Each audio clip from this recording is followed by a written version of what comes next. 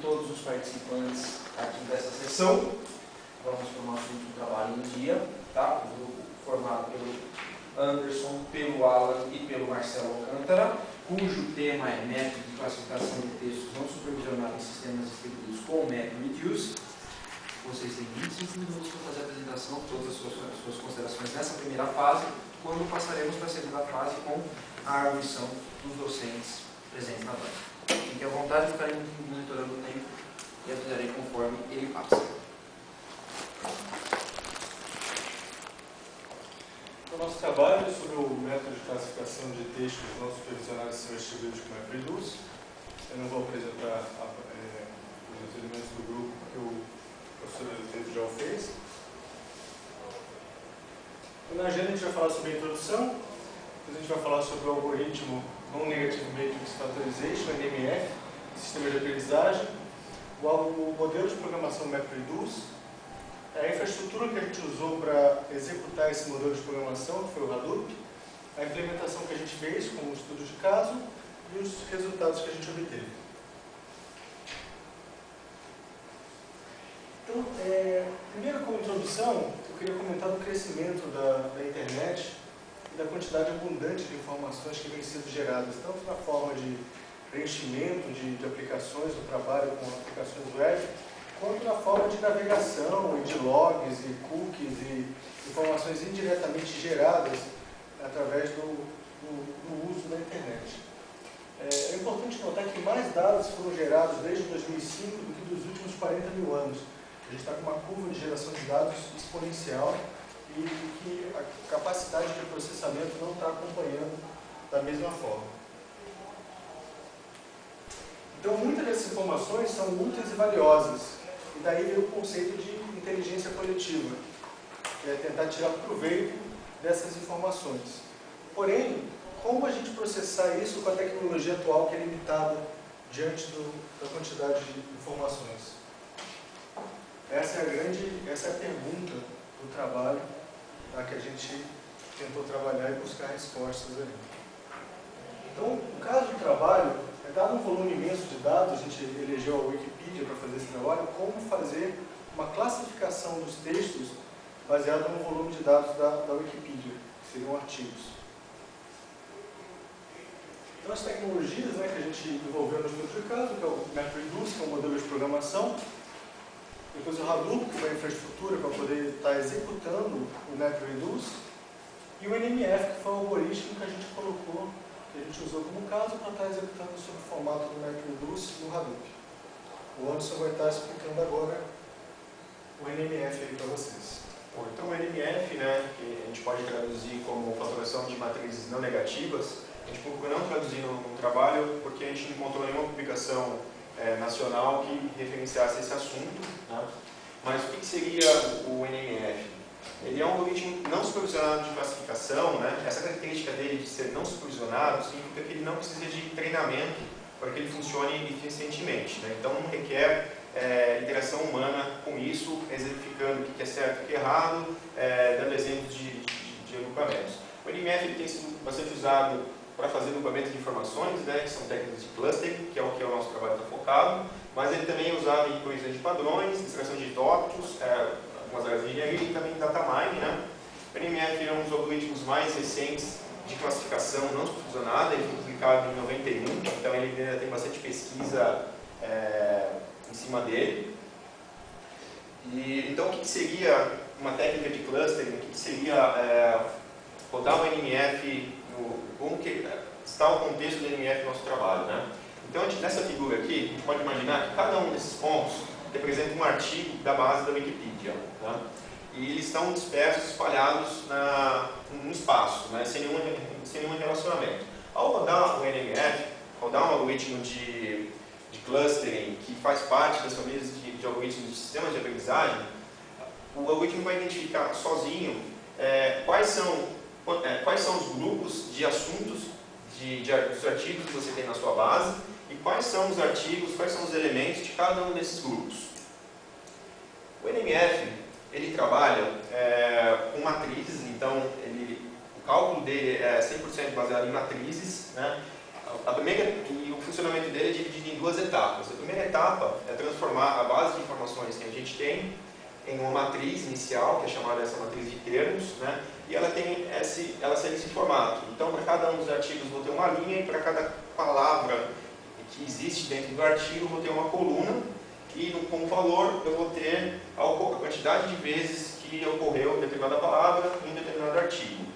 A segunda etapa do NMF seria a execução dele em si, que é a fatoração. A fatoração, ela resulta para a gente outras duas matrizes, né, que cada uma delas tem um significado. Essa fatoração são operações matriciais, que são rodadas em sequência. Então, a primeira matriz que é resultante do processo de fatoração é a matriz H, que a importância dela é identificar quais são os assuntos que foram encontrados na base.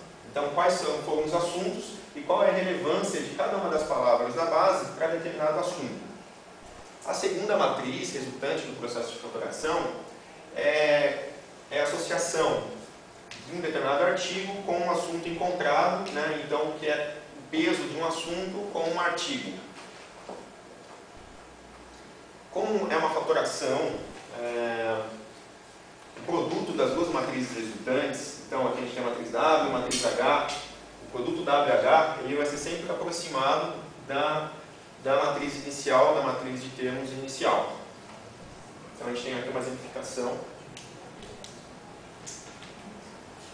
Bom, o NMF ele apresenta uma complexidade muito alta decorrente das inúmeras operações que são executadas dentro do processo dele, e a sua utilização com grandes quantidades de dados acaba tornando o processo muito demorado e justificando assim a sua execução ser de forma distribuída e paralela, e foi o que a gente procurou fazer com o MapReduce. Vou passar agora a palavra para o Marcelo, que vai explicar melhor como funciona o MapReduce.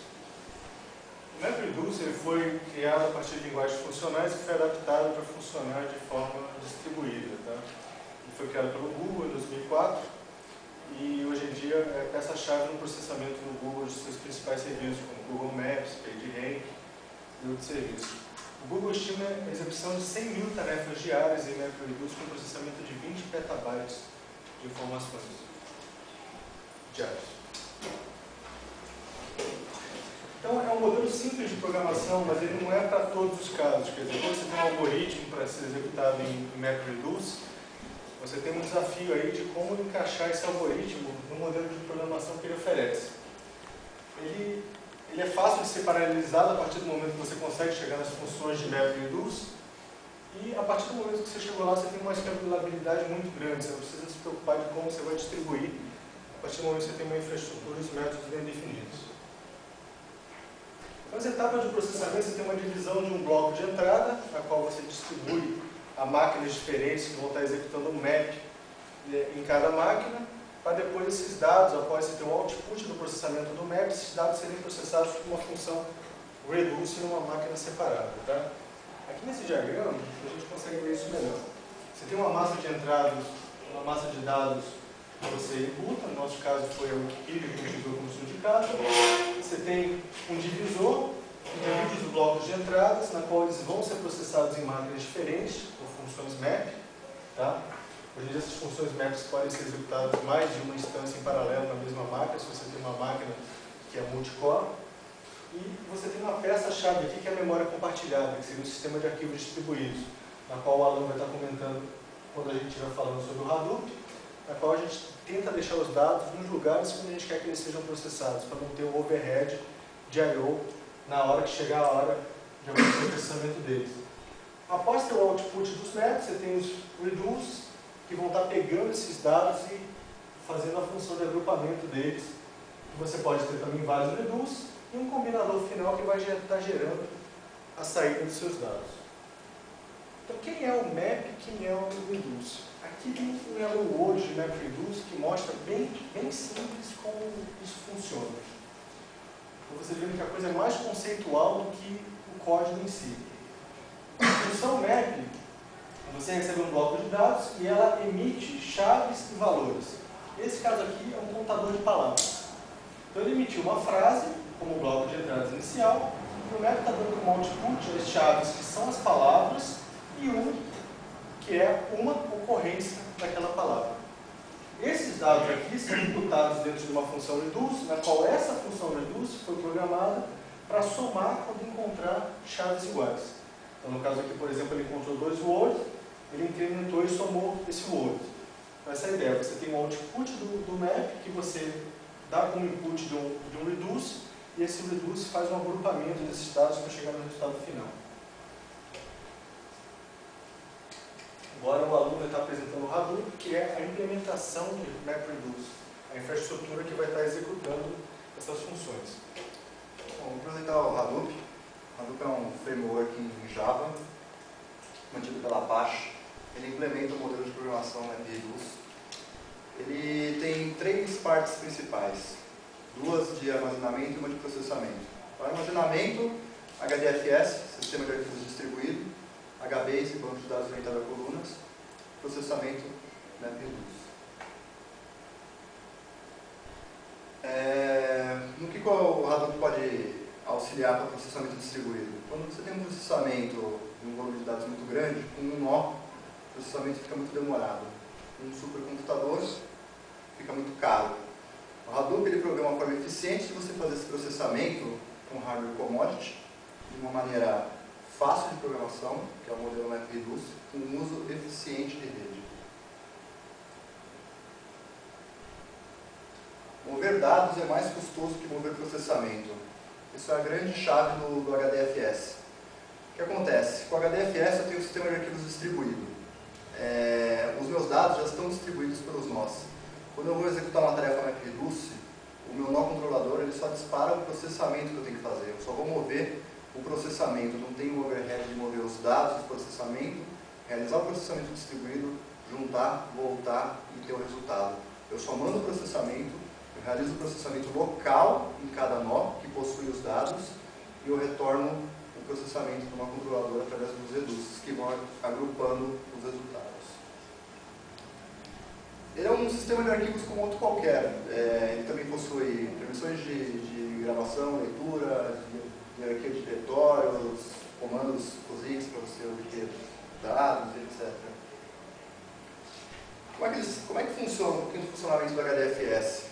Ele pega um conjunto de dados e divide em blocos menores, de 64 ou 128 MB, geralmente 128, e vai quebrando em blocos menores. Junto com esses blocos tem os metadados que ficam em memória, que ajudam os nossos controladores a identificar que nesse nó contém esse bloco de arquivo que faz parte de um conjunto de dados maior, que é esse conjunto de dados. Essa imagem aqui ela ilustra um pouco o funcionamento do HDFS. Ele funciona no modelo mestre-escravo. O NameNode funciona como mestre, o DataNode como escravo. Então o que acontece? Aqui eu tenho um DataNode, um DataNode, um DataNode, um DataNode. Os blocos em verde são os blocos de arquivos. Aqui eu tenho um exemplo que um bloco de arquivo está replicado para outro DataNode. Esse nível de replicação é parametrizável. Você pode parametrizar de acordo com a quantidade de falhas do seu nó. Eu tenho um nó, no meu cluster um nó falha por dia, eu coloco uma replicação de 2. 2 nós, eu coloco uma replicação de 3. O NameNode ele atua como leitura e tem a opção de localização através dos metadados. O HBase. O HBase ele é um banco de dados orientado a colunas. Os registros são armazenados fisicamente dentro do HDFS e ele possui um conceito de famílias de colunas. Isso daqui é uma representação, essa imagem acima é uma representação conceitual de como seria uma tabela com HBase. Eu tenho o primeiro registro ali, que é o key, que ele é a chave. No HBase não se deleta registro, você só insere um registro, você insere mais um registro com uma data mais nova. E depois eu tenho as colunas. E eu posso ter também famílias de colunas. Fisicamente, como é que ele fica armazenado? Ele é um arquivo com a coluna, com o timestamp, mais o histórico do timestamp dele, mais a primeira coluna. Depois o timestamp, a chave e a outra coluna. Por aí vai. O que o HBase foi interessante para esse trabalho? Porque além dele armazenar os dados no sistema de arquivos distribuído, o conceito de famílias de colunas ajudou a fazer processamento de matrizes. Por quê? Porque a gente não tem um tamanho constante tamanho de colunas. Então, uma hora uma matriz pode ter 1000 colunas, que é a quantidade de palavras que a gente limitou, outra hora ela pode ter 20 colunas. Com HBase a gente consegue ter um número dinâmico de colunas e armazenar o processamento das matrizes. Bom, como é que funciona o MapReduce com o Hadoop? É o mesmo conceito de mestre e escravo. Eu tenho um nó controlador, que é o job tracker, e eu tenho os escravos, que são os task trackers. Quando eu quero executar uma tarefa MapReduce, eu escrevo minha classe map, escrevo minha classe reduce, e através de um cliente eu só falo assim, olha, job tracker, executa essa tarefa para mim. Ele é responsável por enviar para todos os task trackers as tarefas a ser executadas. Os task trackers já estão dentro de cada nó do cluster, ou seja, eles já vão fazer o processamento local do que eles devem processar. Devolver. É o job tracker que é responsável por verificar se o processo está ativo ou não. Então, tal nó caiu. Então, ele verifica, na hora ele consegue saber que tal nó caiu e mandar a tarefa para outro nó. Ou seja, eu consigo ter um tamanho dinâmico do meu cluster durante a execução de uma tarefa, sem prejudicar o resultado final dessa tarefa. E essa imagem explica um pouco como é o funcionamento por baixo do pano, né, do MapReduce com o Hadoop. Eu tenho um cliente, ele invoca uma tarefa para o job tracker, ele invoca o task tracker, ele faz as chamadas auxiliares, vai no HDFS para buscar os blocos de dados. Repara que aqui o task tracker que vai no HDFS, o job tracker que vai no HDFS, é isso que me permite eu não ter que ficar trafegando dados na rede para o meu processamento. Agora o Anderson vai falar um pouquinho de como implementar o NMF com o MapReduce, como pensar o MapReduce para o NMF. Bom, a abordagem que a gente adotou para conseguir implementar o NMF distribuído com o MapReduce foi a seguinte: todo o NMF trata basicamente por operações matriciais em sequência. A gente optou em desenvolver uma biblioteca que implementasse essas operações em matrizes em um cluster MapReduce, né? Então, justamente porque a gente vai ter matrizes enormes decorrentes ao tamanho da base que a gente está trabalhando. Então, armazenar essas matrizes no HDFS, que vai estar armazenado num banco de dados aumentado por da HBase. Então, a gente vai ter todas as facilidades de se distribuir isso daí. Então, essa foi a solução, distribuir com o MapReduce. A base de dados foi a base de dados da Wikipedia, só que a gente processamos apenas os 100 mil primeiros registros, né, que gerou uma matriz de 1 GB. E o produto final é tentar, de um artigo, você descobrir quais são os outros artigos da Wikipedia que são relacionados com ele. Então, a gente procurou, a abordagem foi desenvolver uma biblioteca baseada em MapReduce para trabalhar com matrizes, né? Logo no começo do nosso trabalho, a gente começou a fazer essa biblioteca, mas assim, 2 meses depois, a Apache lançou um projeto em cima que tinha o mesmo intuito que o nosso, que é esse projeto Rama, então a gente resolveu adotar esse projeto Rama também, só que como ele estava muito cru ainda, muito recente no desenvolvimento, ele não contemplava todas as tarefas, todas as operações que são necessárias para a contemplação do NMF. Então, das operações que já tinham desenvolvidas no código dele, a gente teve que desenvolver uma série de outras operações, com a gente está contribuindo com o projeto, hoje com a Apache. E além desse produto que foi o desenvolvimento da aplicação com o MapReduce em cima da biblioteca RAM, a gente também fez uma aplicação na qual interpreta as matrizes resultantes da fatoração, né, para a gente poder enxergar quão eficiente foi, se está funcionando ou não a execução. Então, dado um artigo inicial, a gente consegue obter quais são os artigos que estão relacionados a ele e também saber quais foram os assuntos encontrados na execução na base. Aqui a gente tem um exemplo de 2 artigos e quais são os assuntos que ele está relacionado. Aqui são as palavras-chave desses assuntos que ele está relacionado.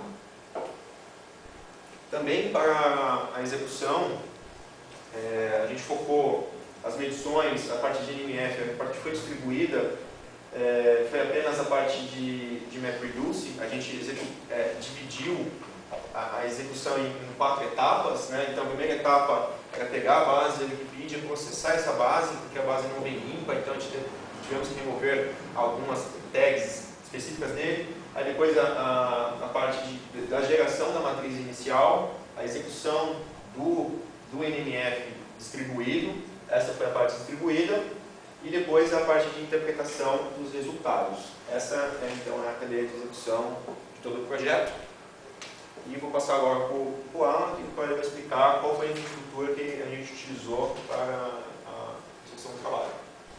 Bom, o trabalho de sistema distribuído, a gente precisava de um ambiente distribuído para rodar o trabalho. Para isso a gente usou a Amazon. A Amazon possui o Amazon Elastic Security Cloud, o EC2. Você aluga servidores por hora. E o que acontece? A gente usou a seguinte infraestrutura. 2 máquinas eram nossos mestres. A primeira era o Job Tracker, que controlava todas as tarefas que a gente queria executar. A segunda máquina era o NameNode, que fazia todo o controle do HDFS, a distribuição dos dados. Porque em dado momento a gente precisava colocar a matriz inicial no HDFS, então previamente a gente fez a distribuição. Todo o restante das máquinas são os Datanodes e os Test Trackers. Aqui vai até N, porque nossa execução foi crescente, né? Então a gente montar o nosso gráfico. Bom, foi esse utilizado foi esse cluster da Amazon. Bom, rodando o nosso trabalho, que ponto que a gente chegou? A gente teve um ganho muito grande a partir do aumento do número de processadores. A partir de um certo número de 20 em diante, de 50 processadores em diante, a curva ficou meio que constante. Quais são os motivos disso? Primeiro, por volume de dados. A gente fez um volume de dados limitado, se aumentasse o volume de dados, talvez a curva poderia ser mais acentuada. Segundo, são outras configurações diversas que podem ter variações, por exemplo, o tamanho do bloco de arquivos do HDFS, como que vai ser o armazenamento das matrizes do HBase dentro do HDFS, como isso vai ser distribuído, o controle de falhas, o quão crítico você vai ser no controle de falhas. Então a gente usou um Job Tracker e um NameNode, a gente podia ter usado 2 Job Trackers ou 2 Datanodes, isso ia afetar no tempo de sincronização. Então isso aí é mais um comparativo para dizer assim, a gente teve um ganho, só que depois de um certo ganho, precisa parar e ver assim, o que mais de configuração tem, o que pode ser melhorado para esse processamento. O que a gente concluiu com o trabalho? O Hadoop é realmente uma ferramenta eficiente para você fazer processamento paralelo e distribuído. Ele é fácil de você programar. Ele possui uma alta escalabilidade. Por quê? Porque você pode aumentar o número do seu cluster dinamicamente e a sua escalabilidade continua a mesma. O tamanho do cluster é elástico. O que isso quer dizer? Eu posso derrubar um servidor no meio do processamento, que o Job Tracker ele identifica isso, repassa o processamento para outro nó, que possui um bloco de arquivo redundante de processamento, refaz o processamento e devolve, ou seja, eu consigo aumentar e diminuir o tempo de execução do meu cluster. Só que ele é otimizado para grandes volumes de dados, ou seja, grandes volumes de dados são grandes volumes de dados mesmo, 100 terabytes, 1 petabyte para cima.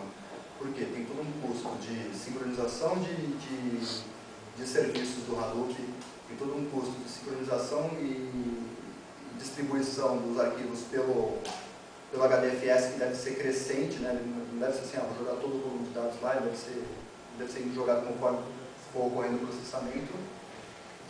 E o MapReduce ele é um modelo fácil de desenvolvimento. Por que ele é fácil? Eu desenvolvo minha tarefa Map, eu desenvolvo minha tarefa Reduce, e não importa como que ela roda. Eu tenho uma tarefa cliente lá, eu mando o Job Tracker executar, ele não quer nem saber se processo está rodando, se não está, eu sei que eu vou ter meu resultado pronto, se meu cluster aumentou no meio do caminho ou não, se as máquinas estão sobrecarregadas ou não, se teve uma falha no meio ou não. Isso, para o programador, isso daí não interessa. E os trabalhos futuros. O Hadoop possui uma interface de monitoramento das tarefas que estão sendo executadas, você pode visualizar no console ou numa interface web. Essa interface pode ser melhorada. O Rama, cada vez mais colocar operações matriciais com MapReduce, de forma distribuída por Rama.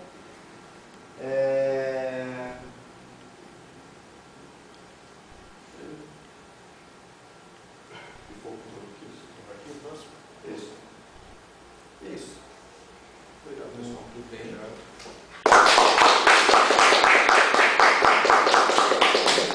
Gostaria agora de agradecer a apresentação de vocês e passar para a segunda fase, onde teremos a arguição dos membros da banca. Augusto, obrigado. Obrigado por terem vindo. Quero agradecer a apresentação de vocês. Eu acho que a apresentação esclareceu algumas dúvidas, algumas poucas que eu tinha ficado, né, sobre o trabalho. Eu acho que é um trabalho complexo. Eu não sei se já tinha trabalhado antes com MapReduce ou alguma coisa antes de fazer o TCC. Não. Porque tem alguns conceitos complicados aqui na parte escrita que eu acredito que vocês devem ter apanhado muito quando vocês foram escrever, pesquisar e fazer. Né? Mas indo agora para a parte que interessa, eu encontro algumas falhas aqui no certo? Vocês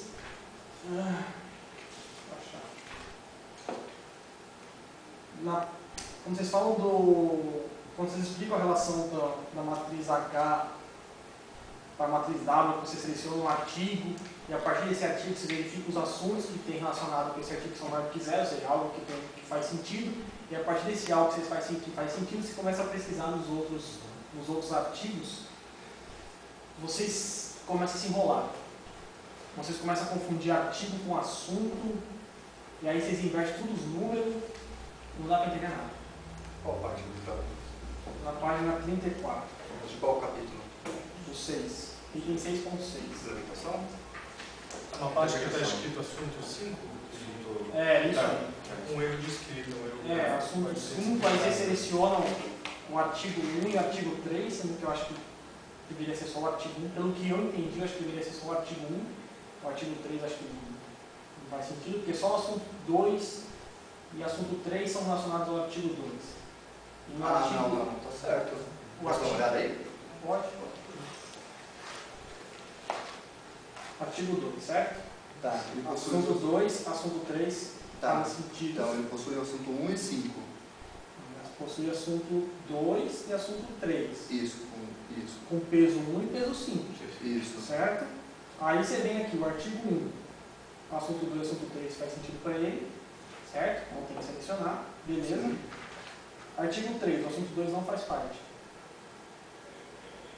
Então eu cliquei selecionar. E na parte escrita, aqui, assunto 5. Não, esse assunto 5 aqui foi o erro de... Assunto 1 e assunto 3. Sendo que é artigo 1, artigo 3. Então tem... Você ficou com que erro acabou dificultando. Outra coisa, vocês falaram do TF-DF. Certo? Tá. Vocês utilizaram o TF-DF, que é o processamento estatístico. Certo?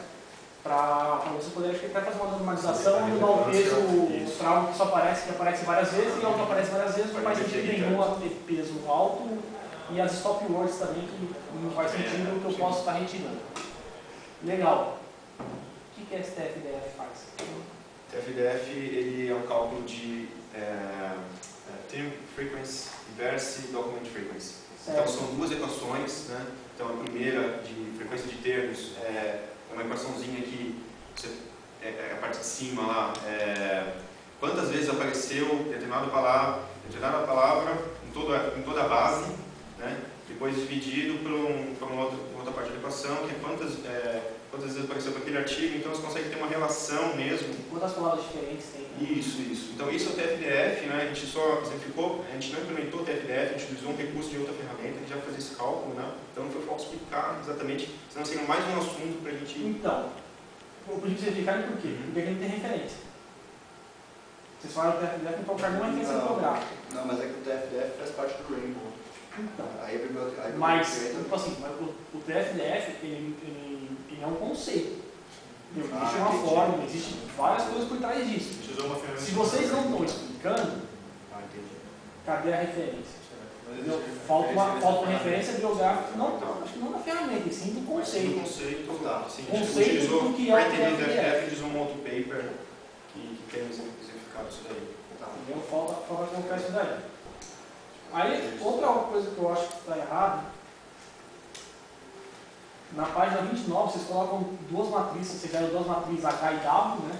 Para você poder a multiplicação para gerar a matriz V, você depende de duas matrizes, são a matriz H e W, que até estava na apresentação. Está diferente. Está diferente da matriz que está aqui. Já que a matriz que está aqui é uma matriz impossível de ser multiplicada. Impossível de ser multiplicado e vocês acabam multiplicando e gerando. Faltou a terceira linha. Ou eu estou então aqui ou isso aqui não se faz. Beleza. Aí.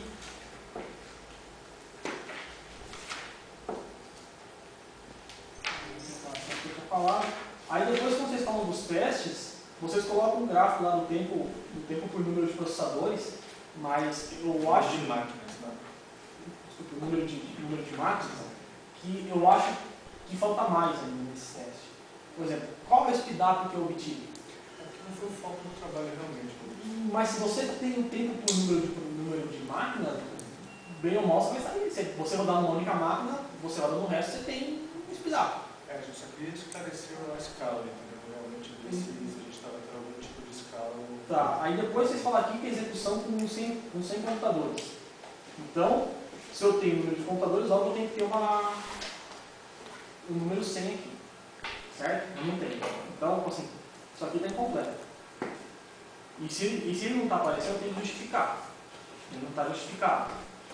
Vocês falam que vocês ganham desempenho, que acontece no seu plano babá, mas eu acho, tipo assim, que do 2 para o 10, você consegue ganhar um desempenho absurdo. A reta fica linear. Lindo. Do 10 em diante, você ganha, mas você começa a ganhar muito menos. Por quê? Começa a saturar. Você começa a ter muita comunicação, e como o tamanho é estático, era 100 mil, como o tamanho é estático, chega uma hora que começa a aumentar o número de máquinas que não dá uma quantidade de processamento que não é suficiente para você ter um desempenho que acaba sendo linear. Então acaba diminuindo. O que a gente quis demonstrar é que a gente não tem um overhead de rede, de transmissão de dados, mas sim de falta de processamento. Assim, coloca tanta máquina que não tem o que processar. Depois o Então, essa é a questão. Tem que justificar aqui. Inclusive, acho que o Alan acabou na apresentação listando vários fatores do porquê isso estava acontecendo, que eu não li aqui. Porque eu acho que essas são contribuições muito boas, muito importantes, que faltam na parte escrita. Então eu acho que na parte escrita vocês poderiam valorizar mais o que vocês fizeram. Porque o que vocês fizeram foi muito complicado, muito complexo. Ponto. Mas a parte escrita, vocês vão colocar o quão complexo foi. Por exemplo, essas explicações que o Alan deu, enriquece muito a parte escrita. Entendeu? A parte escrita vocês têm que, entre aspas, vender o peixe de vocês. E vocês não venderam todo o peixe de vocês. Porque vocês fizeram muito mais coisas complicadas, complexas, e chegaram a muito mais contribuições do que vocês colocaram aqui. Entendeu? E nessa parte de teste, eu acho que precisa de um teste, de um gráfico de speedup, para vocês justificarem mais ainda quando começa a saturar. Entendeu? Daí você consegue justificar quase que perfeito quando começa a saturar essa parte. Começou a ficar caro também a execução.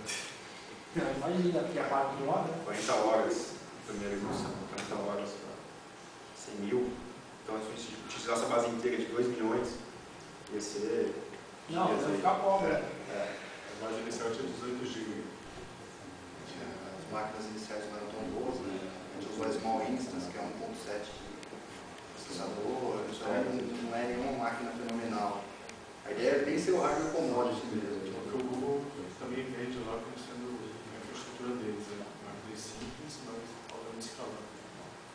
Beleza, eu tenho mais algumas coisas que eu fiz umas dobrinhas aqui, mas aí eu passo uma parte da minha mãe quando a gente vocês aí acaba isso. Minha parte disso daí.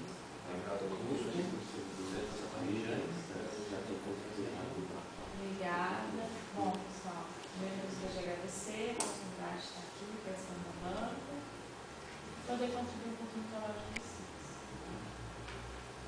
Bom, nos comentários já foram feitos pelo Augusto, né? Não vou precisar repetir.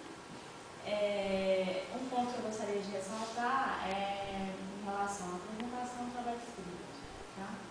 O que eu percebi?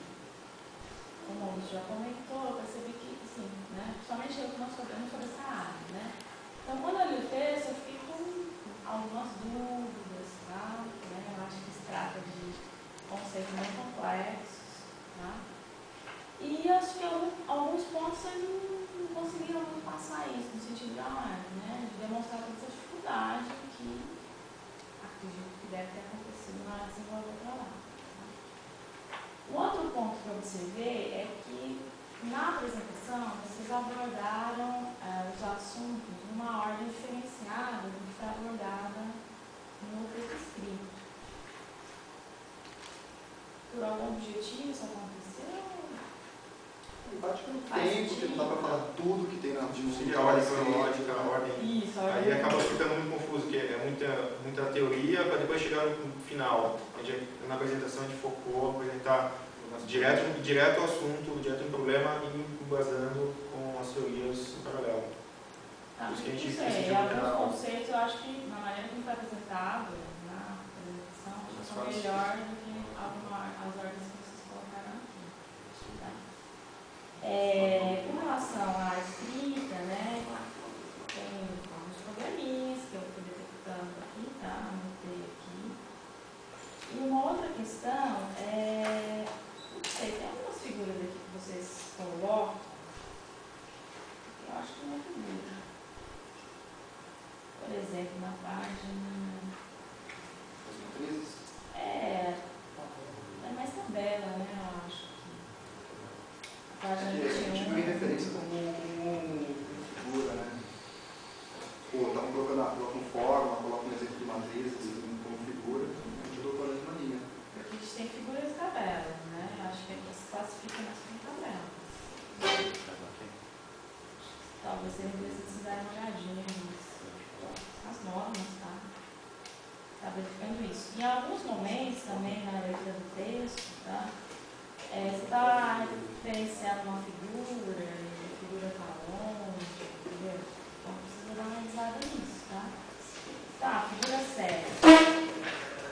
Geralmente eu cito a figura e vou falar ela depois. Eu não achei ela depois, acho que ela se falava antes. Mostrada antes, ó. Ela está distante de 2 páginas. Então, para quem está fazendo a leitura, às vezes fica complicado, tá? Eu tenho que voltar e procurar essa figura, tá? Então, dá uma revisada também em relação a isso. Tá? Na verdade, a gente perdeu muito tempo na implementação, entendeu? Foram noites e noites e a gente tem aplicado um pouco na hora de escrever. Então, acho que vale a pena, né? Porque é um trabalho que demandou aí uma série de conceitos que vocês tiveram que entender, estudar, e o que fica para a gente é o trabalho escrito, né? Então, é uma valorizada no trabalho de vocês, né? Um outro ponto aqui, não sei, né? Para mim ficou muito. Ó, no capítulo 6, né? Vocês estão falando aqui da implementação, né? Aí, nessa figura que vocês propõem, né, que é a cadeia de execução, vocês citam um aplicativo aqui, até então não tinha sido mencionado no momento, tá?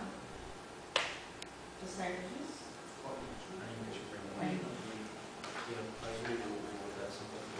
E aí, depois que vocês explicam, né, o que seria esse aplicativo. Não sei, né? Talvez a ideia que o estudioso está explicando. Ele é Rainbow ou é Rainbow? Rainbow. É arco-íris. Talvez seja Bota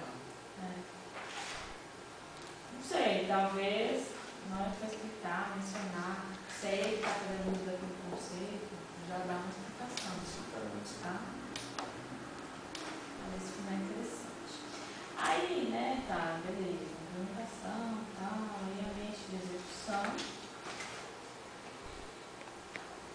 Colocam aqui no capítulo 6, esse ambiente de execução, né, ele tem a ver com os testes que foram aplicados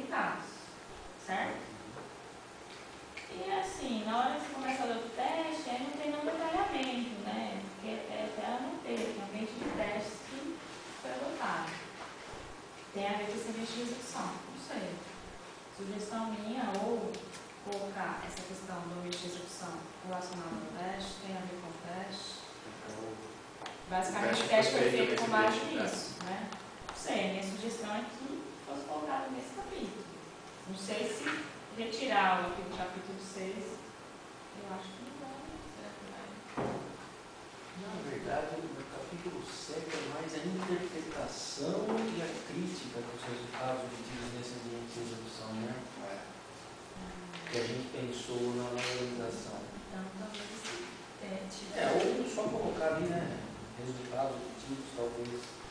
Porque aí você começa a ler os testes, mas aí não tem relação com esse ambiente, que já foi mencionado antes, tá? Ou citar, né, o ambiente, toda a sessão, 6.4. E aqui nos testes, não sei, eu tenho dúvida. Tem uma frase assim, a execução desse programa com 100.000, não é interações não, né? É interações. É interações.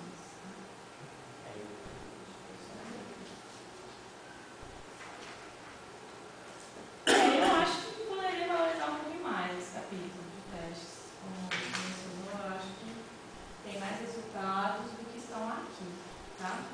E isso se reflete também nas conclusões, né? Acho que vocês comentaram na apresentação, realmente ficou bem diferente essa parte de conclusão e propostas aí de trabalhos, acho que ficou mais interessante do que como está abordado no texto, tá? Então, acho que vale a pena revisar esse texto aí e adicionar esses conceitos. E, bom, uma pergunta aí, mais a nível de entender um pouquinho o processo de trabalho de vocês, qual a dificuldade que vocês tiveram? Eu vi que vocês tiveram que implementar, né, algumas coisas adicionais, ferramentas que vocês optaram, né? Eu acho que foi bem distribuída as dificuldades, viu? Por exemplo, teve dificuldade no início da geração das matrizes sem o rama, foi difícil. A dificuldade de pensar em MapReduce foi Depois, pensar como fazer uma transposta de uma matriz com MapReduce, assim, uma coisa que a gente ficou discutindo assim, por um bom tempo. Também achar referências sobre o assunto. A gente está referenciando um autor aí que o livro vai ser publicado em 2009, a gente está trabalhando com um rascunho que o autor está trabalhando ainda. Falta de material, né, porque é um assunto recente, isso também é uma dificuldade. E depois a parte de configuração, porque todo o código que a gente pegou pronto e que já tem no mercado, é tudo coisa, não é nada lançado, é tudo coisa que ainda está sendo trabalhada. Então, tem bug, então você não sabe se é bug do seu código ou se é bug deles, aí depois você vai ver lançar uma correção. Então isso que gerou bastante dificuldade. Trabalhar também com a base de dados que a gente trabalhou também não é fácil. A gente queria usar uma base de dados maior no início, você ficar mandando para a internet 3 GB para lá, 4 GB para cá, não sei o que, isso aqui é muito demorado e deu bastante trabalho para a gente. A gente subiu também na Amazon, né, montar a imagem que a gente teve que subir lá e tornar a imagem para ela subir. Quando o Journey Tracker sobe, você tem que, eles têm que falar com a máquina central, tem que estar tudo automatizado, né? Você pega lá na Amazon, você manda a sua máquina subir. Quer dizer, se não funciona alguma coisa correta, você não consegue escalar o número de máquinas que a gente conseguiu no final. Isso foi bastante desgastante para a gente. Da Amazon em diante foi o maior problema. A gente mostrou. Porque aí configura a imagem. Exception que dá, que você joga no Google e não tem resposta nenhuma, porque ninguém passou por isso. Não tem exception em tempo de execução, que é pior ainda, que você não sabe se é problema do código. Então acho que essas aí foram as piores noites que passamos de apuros. Você pegava uma imagem, você subia ela, ela vai para o sistema operacional, tudo embutido nela, né? Então você sobe ela, se ela está errada, você tem que alterar ela no local e subir de novo, né? Cada subida de imagem dava 50 minutos. Você tinha que esperar para executar de novo, né? Aí meia-noite, 1 hora, 2 horas, 3 horas, 4 horas, você fez 4 vezes o teste. Foi bom. Obrigada, parabéns. Só vou fazer algumas considerações rápidas que estava mexendo. Eu vi quando vocês falaram, quantas noites em claro vocês passaram, quanto vocês se esforçaram, porque o intuito maior era poder tentar integrar todas essas tecnologias até então distintas, novas, sem referência, transparência, sem ninguém saber. Então isso foi um desafio, esse trabalho de desbravar esse tipo de tecnologia, quanto a isso vocês estão assim, impecáveis no desenvolvimento. Uma coisa que a gente conversou na nossa última reunião antes de fazer o texto foi, eu falei, pega muito pesado nas contribuições que vocês fizeram. Que seria o quê? O aprimoramento do projeto Ramo. Que isso vocês fizeram mesmo, e isso pode gerar a menção até lá no grupo do Apache, para vocês poderem ter o nome de vocês para a posteridade, vamos pensar assim. Entendeu? Então, e aí, no texto, você tem o capítulo 4 que fala sobre o Ramo, e a seção 6.3 que fala do aprimoramento, onde vocês só citaram. Ó, a gente fez isso. É uma sessão de coisas daquilo que você falou pra gente. Isso. Mas assim, dá mais. Tem mais. Vocês têm muita lenha para queimar aqui. E esse é o legal da contribuição de vocês. Vocês podem citar na seção 6.3, e aí eu falo, podemos sugerir, vamos supor, detalhar, pelo menos a estratégia de como vocês implementaram isso usando o NetReviews. E talvez aí eu queria até uma opinião do Augusto e da Regiane, se a gente poderia fazer um capítulo de contribuições antes das conclusões. Desenvolvimento, implementação, testes, contribuições do projeto e conclusões. Ou as contribuições Como um subitem de conclusões. E eu acho que essa ênfase que vocês têm que dar foi efetivamente, além de vocês integrarem tudo isso, é o diferencial que ninguém fez. Vamos dizer assim, é o toque que um projeto de doutorado tem que ter com relação aos demais. É a parte do ineditismo. Vocês fizeram alguma coisa inédita, ninguém fez. E isso que tem que ser enfatizado, isso que tem que ser louvado. Não foi fácil, vocês ralaram pra caramba, e agora vocês precisam colher os frutos, colher os louros dessa conquista. Que é o que? Fizemos isso, submetemos ao projeto Apache, e o pessoal vai ter pelo menos uma menção ao Alan, ao Marcelo e ao Anderson, que contribuíram com uma porcentagem do sucesso do ramo. E é esse o mérito do trabalho de vocês. Entendeu? Esse é o grande mérito. Não que todo o resto não tivesse mérito. Tem, mas vocês têm ainda, além de tudo isso, um que a mais. Vocês fizeram algo que ninguém tinha pensado. Tudo bem? Demais. Queria agradecer, parabenizá-los, e agora nós vamos para a terceira fase, que é a avaliação, para voltar com o resultado de vocês. Ok? Então, pedimos licença, em 5 minutos voltamos.